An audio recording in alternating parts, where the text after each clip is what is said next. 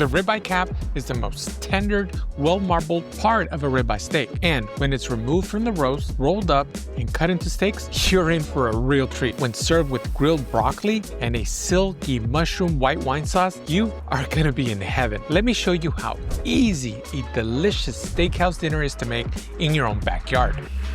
This right here is a ribeye cap steak. Now, this is not your everyday steak. Nope. If you can get your hands on this, you gotta get it. A high quality, pricey steak like this deserves to be handled responsibly. So let's do it some justice. There are 2 important steps that are gonna ensure the perfect cook. Step 1, the dry brine. I'm adding about a half a teaspoon of salt per pound of meat. Give it an even coat and then place the steak in the fridge overnight. This is called dry brining, and it allows the salt to penetrate deep into the meat. It'll draw the moisture out and reabsorb it. The result, well, is season it from the inside out. If you're grilling a beautiful steak like this, make the time for a dry brine. You dry brine once and you will not go back, especially with the nicer cuts. Trust me, you're not gonna regret it. Now that we brined overnight, it's time to fire up the grill. I'm using my slow and sear master kettle, and I'm gonna set it up for smoking. I'm gonna light about 10 briquettes, and I'm gonna layer unlit charcoal right next to it. Top vent set is to half open, and the bottom vent is to a quarter open. That'll give us a nice steady smoking temperature around 250 degrees Fahrenheit. Let's grab our steaks. Check out that deep red color, and that's how you know the dry brine, well, it did its job. The salt has dissolved, and it's sunk in. But salt's not the only thing we're adding here. Since the surface is a little dry, I'm adding some olive oil.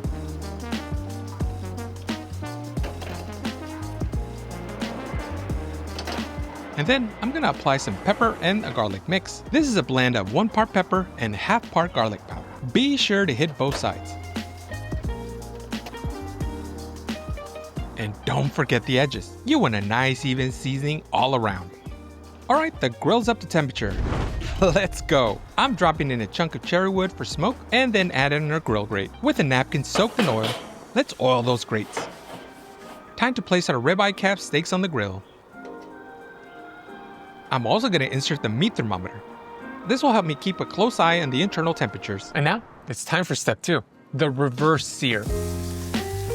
We're going to smoke these at a low temperature, about 250 degrees, until they hit 115 degrees Fahrenheit. Then, we're going to sear the steaks until they hit perfect medium to medium rare temperature. The reverse sear allows you to easily hit your desired temperature. Please stay tuned to see the magic that this method brings.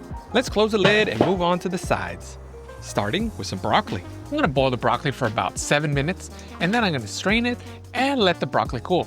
Now, it's not cooked all the way through, and that's fine. We're going to finish it off on the grill a little bit later. Now, once the broccoli's cooled, toss it in a bowl, add a little sea salt, black pepper, and olive oil, and give it a nice mix. Let's put this to the side. Now, let's check on our steaks. They've reached an internal temperature of 85 degrees Fahrenheit. So it's time to flip and rotate them. This is going to give us more even cooking.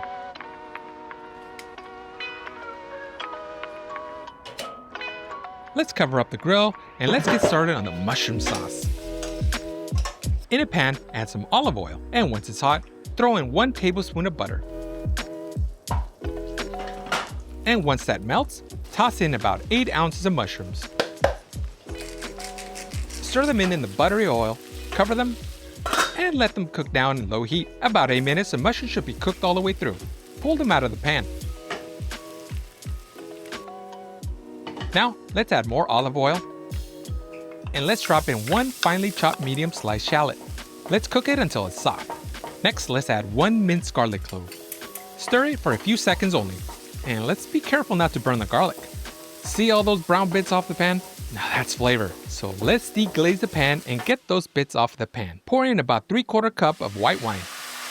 I'm using Chardonnay. There's no need for anything expensive here. Save that bottle for dinner. Now that those bits were picked up nicely, we're gonna let it burn off all the alcohol, and it's gonna slightly reduce. Next, let's add a 1/2 cup of beef stock. Reduce slightly, let's stir, and drop in a teaspoon of Dijon mustard. And once that thickens just a bit, add 2 teaspoons of heavy cream. Now let's return those mushrooms into the pan. Next, toss 2 tablespoons of chopped parsley. Boom! You got yourself a mushroom sauce That's straight up steakhouse level. Don't be intimidated by any of this. It's easy. If I can do this, so can you. Let's check back on the meat. The steaks are at 150 degrees Fahrenheit. That's 15 degrees shy of our target temperature. Time to pull them off and wrap in foil. Now, we crank the heat on our grill. I'm mixing the charcoal a bit, and I'm gonna add more unlit charcoal. Once they're fully ashed over, we are roaring with heat. Drop those ribeye cap steaks back on the grill, and it's sear time. We're gonna sear for about 2 minutes per side.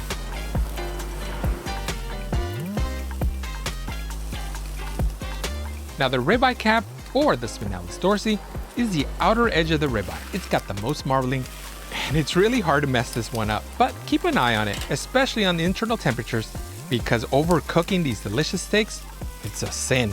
Keep flipping every minute or so if you're not happy with the crust.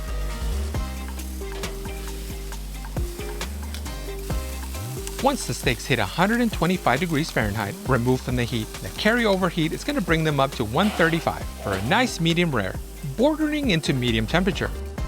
Let's get these steaks off and into our bellies. They look and smell amazing. When the grill is still ripping hot, let's sear our broccoli. Toss it directly on the grates and move them around. Remember, a grill has hot spots. You gotta keep things moving for even char. Let's flip, rotate, and let's keep an eye on this broccoli. Okay, so I've been eyeing that broccoli. Nicely toasted, seared. Let's give it a taste. You wanna convince somebody to eat their vegetables?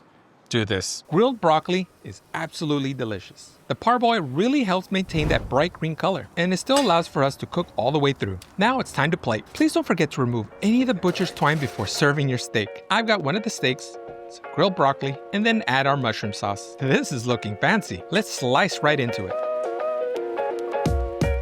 Woohoo, yeah, perfectly pink all the way through. That steak was already good as it was, but that mushroom sauce took it over the top. Absolutely delicious. Be sure to check out this next video. I'm gonna do a fancy chicken dinner pasta. Go check it out.